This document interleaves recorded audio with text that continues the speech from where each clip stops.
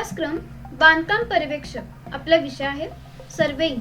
तर आज आपण समोच्चता मापन हे प्रकरण पाहणार आहोत. या प्रकरणामध्ये आपण समोच्चता दर्शक म्हणजेच कंटुरिंगचे उपयोग कोणकोणते आहेत, तसेच समोच्चता दर्शक रेषेचे म्हणजेच कंटुरिंगचे गुणधर्म कोणकोणते आहेत, त्याचबरोबर कंटूर काढण्याची पद्धती या कोणकोणत्या आहेत, या सगळ्याची माहिती आज आपण पाहणार आहोत. तर पाहूयात कंटुरिंग म्हणजे काय.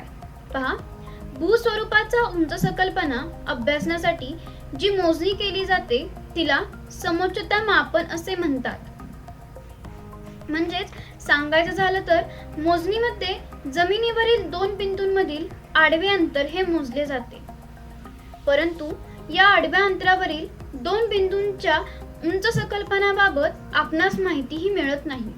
तर अशा वेळेस भूस्वरूपाचा उंच संकल्पना अभ्यासण्यासाठी जी मोजणी केली जाते त्यालाच समोच्चता मापन म्हणजेच कंटुरिंग असे म्हणतात. तर या कंटुरिंगचा मुख्य उद्देश काय असतो, तर जमिनीवरील समान उंचीचे म्हणजेच सेम आरएल म्हणजेच रिड्युसिंग लेवलचे बिंदू शोधणे हा आहे. सिव्हिल इंजिनिअरिंग मध्ये समोच्चता दर्शक रेषेचा पुष्कळ उपयोग होतो. उदाहरणार्थ, नदीवर धरण बांधून किती उंचीच्या धरणाने किती पाणी साठवले जाईल याचा अंदाज हा कंटूर रेषेच्या मदतीने काढता येतो.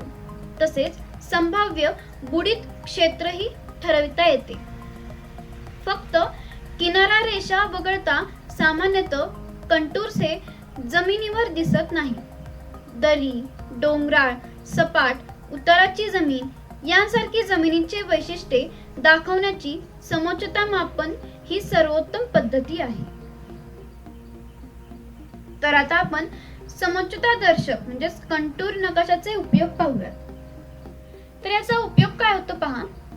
पहिला उपयोग असा होतो की अभियांत्रिकी कामाचे नेमके व योग्य ठिकाण कंटूर नकाशाच्या आधारे ठरविणे हे शक्य होते. तसेच कंटूर नकाशाच्या अभ्यासाने जमिनीच्या पृष्ठभागाचे स्वरूप देखील समजते, ज्यामुळे दोन वेगवेगळ्या ठिकाणांमधील दळणवळणाचा मार्ग हा आखणे हे शक्य होते. त्यानंतर तिसरा उपयोग पहा, कोणत्याही अभियांत्रिकी प्रकल्पासाठी योग्य ठिकाण व रास्त अलाइनमेंट म्हणजेच इकॉनॉमिकल अलाइनमेंट ठरवण्यासाठी कंटूर नकाशाचा उपयोग होतो. त्याचबरोबर बंदराची क्षमता किंवा पाणलोट क्षेत्राचे अंदाजे क्षेत्रफळ काढण्यासाठी म्हणजेच अप्रॉक्सिमेट कॅचमेंट एरिया काढण्यासाठी कंटूर नकाशाचा उपयोग होतो.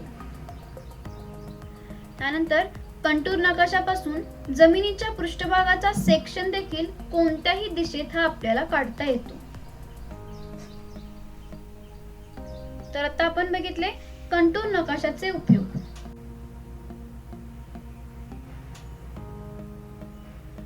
तर आता आपण कंटुरिंगचे गुणधर्म पाहूया. पहा, समोच्चता दर्शक रेषेचे किंवा कंटुरिंगचे गुणधर्म. त्यातला पहिला गुणधर्म आहे आकृतीमध्ये आतील कंटूर लाईनची किंमत सर्वात जास्त आहे. म्हणजेच पहा, आतील कंटूरची किंमत ही किती 90 आहे ॲज कम्पेअर बाहेरची 80 आहे, पण आतली आहे ती जास्त आहे. याचाच अर्थ काय होतो, तर येथे टेकडी आहे, तसेच टेकडीच्या माथ्याजवळ कंटूर लाईन जवळ आहेत. याचा अर्थ माथ्याजवळ एकदम जास्त उतार म्हणजेच हिल आहे, तर पायथ्याला सपाट अथवा कमी उताराची जमीन आहे. तुम्हाला डायग्राम मध्ये दिसेलच. नंतरचा गुणधर्म आहे पहा, आकृतीमध्ये आतील कंटूरची किंमत ही कमी व बाहेर ती वाढत गेली आहे. बघा,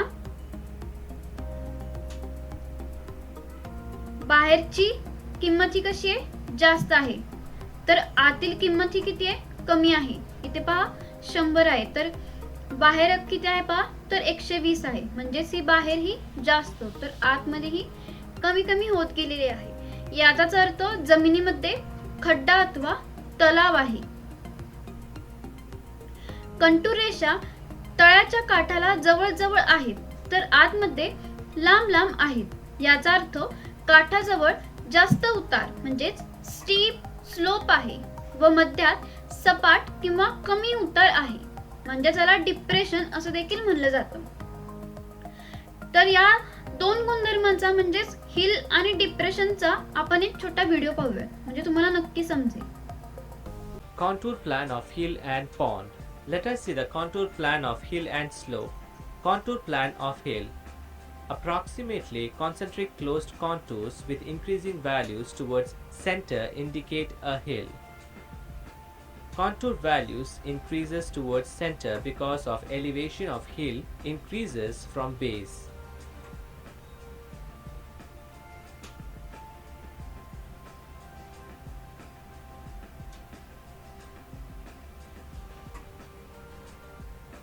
Contour plan of pond. Approximately concentric closed contours with decreasing values towards center indicate a depression or pond. Contour value. तर तुम्हाला व्हिडिओमधून लक्षात आलंच असेल। आता आपण तिसरा गुणधर्म पाहूया। एकसारख्या अंतरावर असलेल्या कंटूर रेषा एकसारख्या म्हणजे युनिफॉर्म स्लोप उतार दाखवतात। पहिल्या गुणधर्मामध्ये हिल म्हणजे टेकडी होती, तर दुसऱ्या गुणधर्मामध्ये डिप्रेशन होतं म्हणजेच तलाव होता। तर इथे काय सांगितले पहा, uniform slope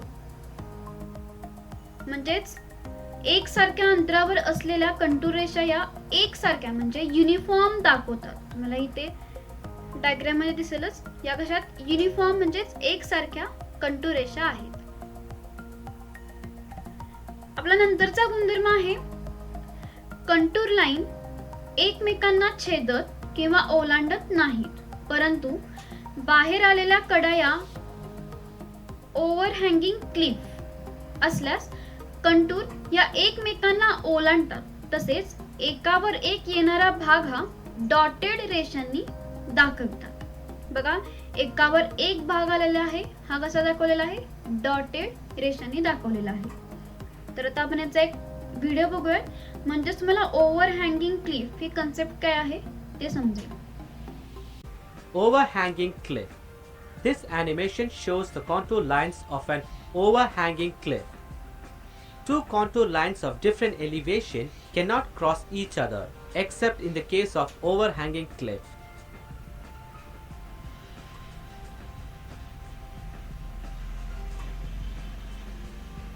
Now you can see the contour plan and elevation of overhanging cliff. तर यानंतरचा आपला पुढचा गुणधर्म आहे पाचवा गुणधर्म, जेव्हा कंटूर लाईन म्हणजे लूप शेप मध्ये असेल व आतील बाजूस कंटूरची किंमत ही जास्त असेल तर ते रीच लाईन दर्शविते। पहा, ही पहिली डायग्राम आहे रीच लाईन। यामध्ये पहा, जी कंटूरची आतील बाजू आहे याची किंमत ही जास्त आहे, त्यावेळेस आपण याला काय म्हणू, तर रीच लाईन। नंतरचा गुणधर्म पहा, जेव्हा कंटूर लाईन लूप शेप मध्ये असेल व आतील बाजूस कंटूरची किंमत ही कमी असेल तर घळ, दरी म्हणजेच व्हॅली लाईन किंवा खोलगट भाग आहे असे समजावे। पहा, यामध्ये कंटूरची जी आतील बाजू आहे ही याची किंमत ही कमी आहे, बरोबर। इथं 97 आहे, ॲज कम्पेअर टू 98 जसजशी वाढत गेलेली आहे, पण आतील बाजू याची ही कशी आहे, कमी आहे, म्हणजेच इथे दरी किंवा घड आहे किंवा खोलगट भाग आहे असे समजावे, किंवा याला व्हॅली लाईन असे देखील म्हणतात। तर ही रीच लाईन आणि व्हॅली लाईन याचा आपण एक छोटा व्हिडिओ पाहूया। Valley and ridge. Now we take a look at the valley line and ridge line.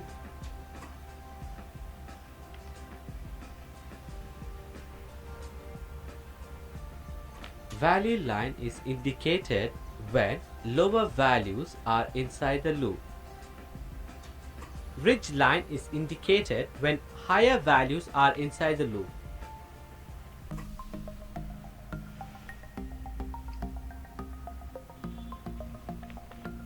तर आता आपण पाहणार आहोत कंटूर काढण्याच्या पद्धती। म्हणजेच मेथड ऑफ लोकेटिंग कंटूर्स. तर लोकेटिंग कंटूर्स म्हणजे काय, तर समान उंची असणारे बिंदू प्रत्यक्षपणे जमिनीवर अथवा कागदावर निश्चित करण्याच्या पद्धतीस कंटूर काढणे असे म्हणतात. तर कंटूर काढण्याच्या एकूण 2 पद्धती आहेत. त्यातली पहिली पद्धत आहे प्रत्यक्ष पद्धती म्हणजेच direct method.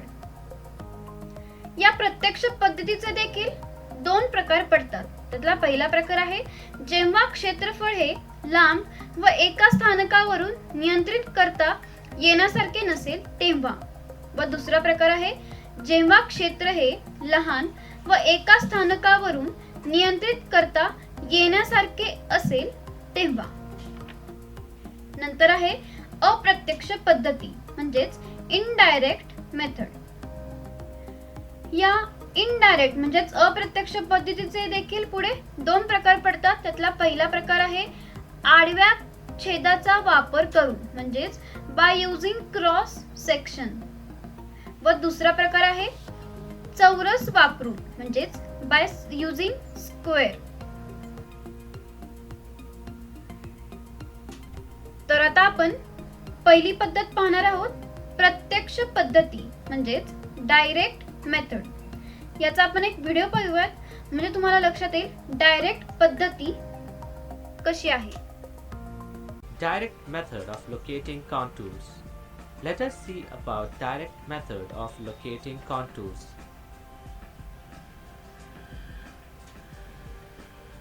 First, calculate the height of instrument by taking benchmark and back sight reading at point A.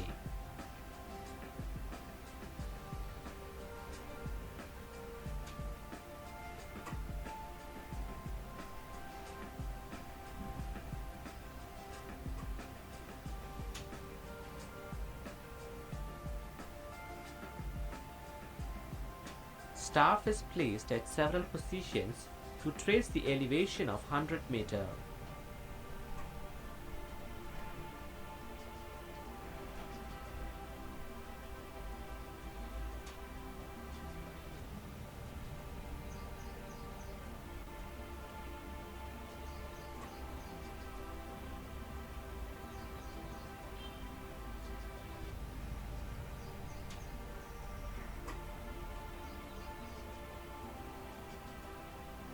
Then connect the points of elevation of. तर आत्ताच आपण बघितली प्रत्यक्ष पद्धती. या व्हिडिओवरून तुम्हाला लक्षात आलंच असेल.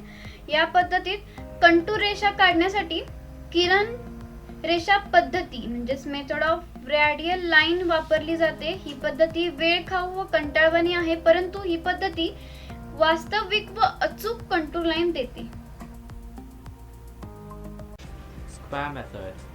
Let us see about square method of locating contours.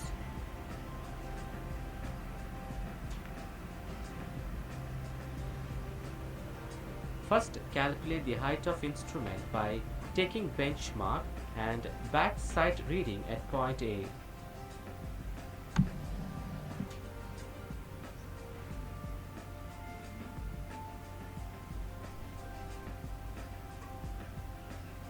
Area to be surveyed is divided into a number of squares of equal interval.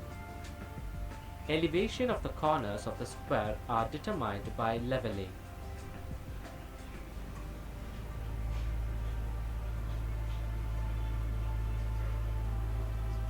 The elevation of each point is calculated and the contours can be interpolated as usual.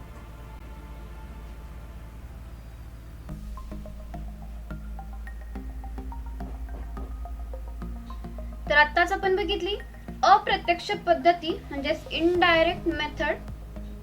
या पद्धतीमध्ये जमिनीवर पूर्वी निश्चित केलेल्या रेषेवर ठराविक अंतरावर spot level घेतल्या जातात व आरएल काढल्या जातात म्हणजेच रिड्युसिंग लेवल या काढल्या जातात. हे केलेले काम योग्य स्केल मध्ये ड्रॉइंग शीट वर काढले जाते.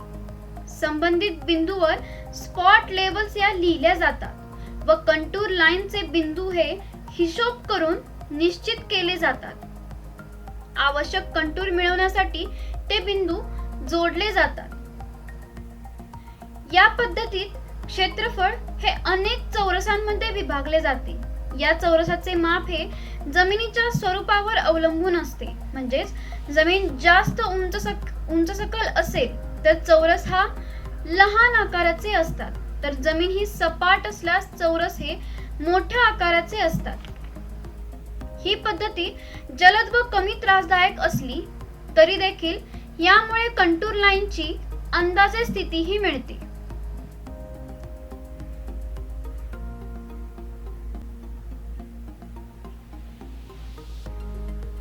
तर अशा प्रकारे आपण कंटूरची माहिती शिकलो.